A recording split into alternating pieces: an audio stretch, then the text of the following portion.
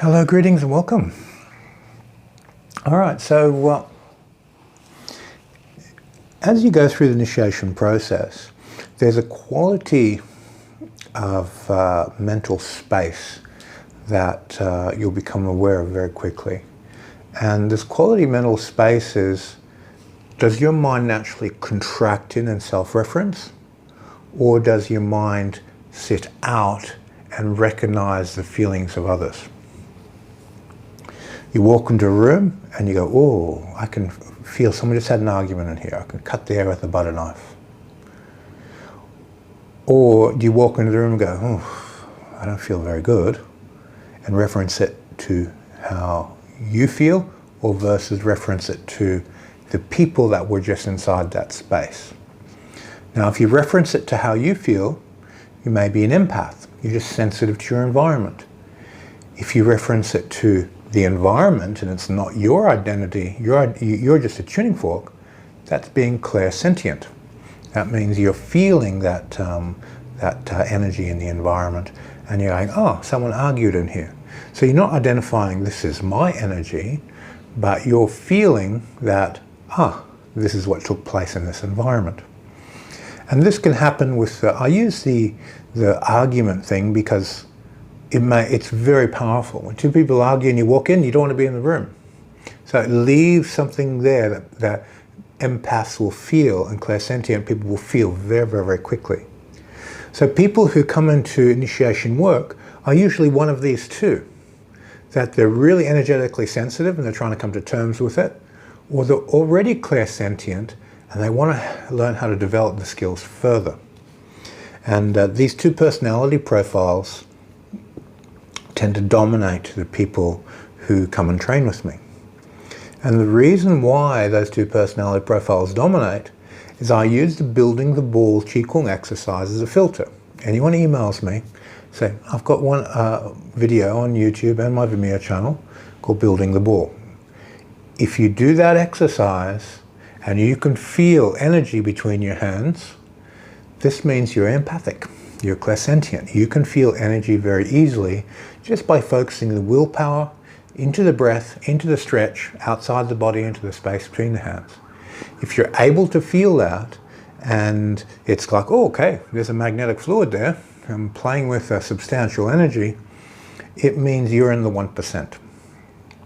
Now, it's already been filtered for you to reach my YouTube channel and go to the effort to find those videos and practice them. You're already sensitive because that sensitivity pulled you there.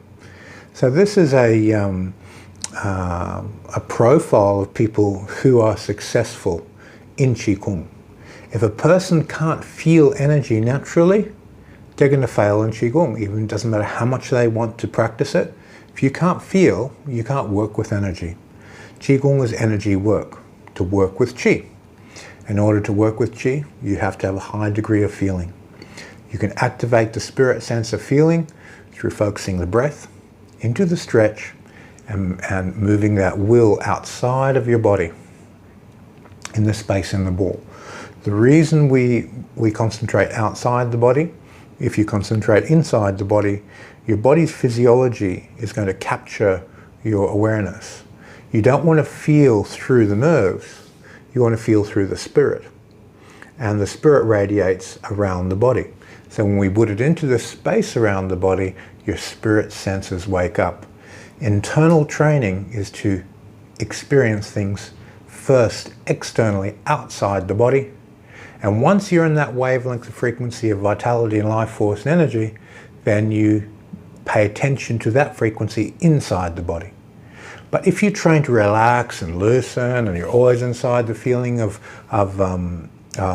sinking through relaxation, you'll never find qi. How do I know this? Master Wong taught 10,000 people. He taught people to relax and sink. How many of them can feel qi? How many of them have any concept of it? Maybe 10? 1 in 1,000 is not a very good hit rate. So following traditional model is almost a guarantee for failure. So I don't suggest in any way, shape or form that you concentrate your effort, all your time on relaxing inside the body. It just doesn't work. You have to relax and stretch your will and breath outside the body, get your mind to the right place, in the ball, and then recognize that field. There's a center of gravity to that field and a center of mass. Then you're working with syncing the chi. That's when you can start working with energy. So how you get there is very important. This takes minutes. Minutes to feel chi. Not hours, not days, not 10 years like some people say. That's complete and utter nonsense. It takes you a few minutes if you're in the 1% of people who are naturally empathic, clairsentient.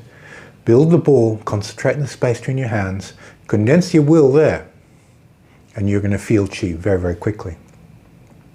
Now, if you're not in the 1%, if you're in the 10%, okay, you might have to do the building the ball qigong set a few times. It might be hours. If you're in the 50% of people who are not energy sensitive, well, you might have to do the building the ball qigong set 20 or 30 times, and then you'll start to feel energy. You will feel it, but you need to be more concentrated, more one-pointed, and your mind has to be in the right place with a focused will in that space. So it just takes a bit longer. But it still will never take you more than a few weeks to perhaps a few months at most. The only failures I've ever had with this type of energy work is people who smoke too much marijuana. People who smoke pot get a sort of like a buffer around their body and they lose sensitivity for vitality. Why? I don't know. It's just something that sedates the spirit senses. Because marijuana isolates the spirit from the consciousness, it keeps you in an astrally dull state. The spirit senses simply can't wake up. So if you smoke marijuana and you want to engage in qigong, try giving it up for a month. Do some detoxes, do your liver cleanses, do whatever herbal cleanse you can to clean the body. Then jump back into the qigong and you have an amplified sensitivity and amplified result. It'll work extremely well for increasing your spirit sensitivity to your environment. All right, we'll leave this video there, and thank you for your time. See you in the next video.